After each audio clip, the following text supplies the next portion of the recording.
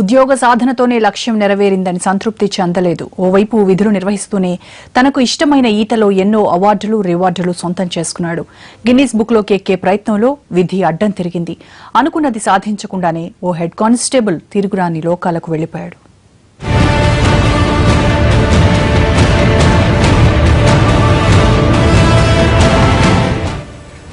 Vijayawada special protection ఫోర్సులో head constable గా విధులు నిర్వహిస్తున్నాడు లంకే ఉమామహేశ్వరరావు.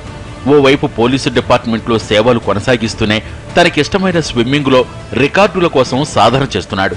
ఈ నెల 26న అరుదైన రీతిలో ఈత కొట్టి గిన్నిస్ బుక్ లో చోటు దక్కించుకోవాలన్న సంకల్పంతో కొద్ది రోజులుగా కృష్ణానదిలో సాధన చేస్తున్నాడు.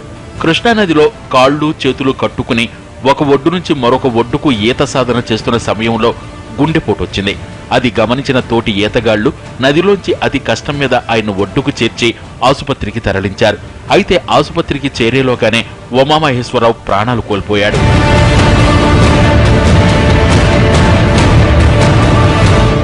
ఉమామహేశ్వరరావు స్వస్థలం గుంటూరు జిల్లా భట్టిప్రోలు మండలం ఓలేరు.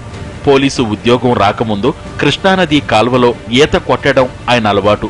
1994లో ఎస్పీఎఫ్ లో కానిస్టేబుల్ గా విధుల్లో చేరిన ఉమా పాల్వంచ, విజయవాడ, దుర్గగుడి, అసెంబ్లీ, సచివాలయం తదితర ప్రాంతాల్లో విధులు నిర్వహించాడు. కాళ్ళు చేతులు కట్టుకుని కృష్ణానదిలో ఈత కొట్టడం ద్వారా ఇప్పటికే అనేక జాతీయ స్థాయి అవార్డులు సొంతం చేసుకున్నాడు.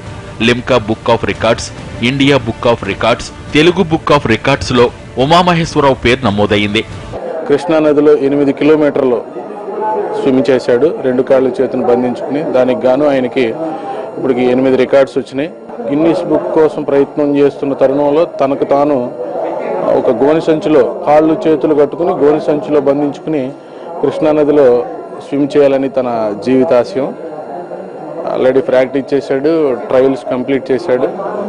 అలా కాకుండా మామూలుగా డైలీ తను స్విమ్మింగ్కి వెళ్తూ ఉంటాడు.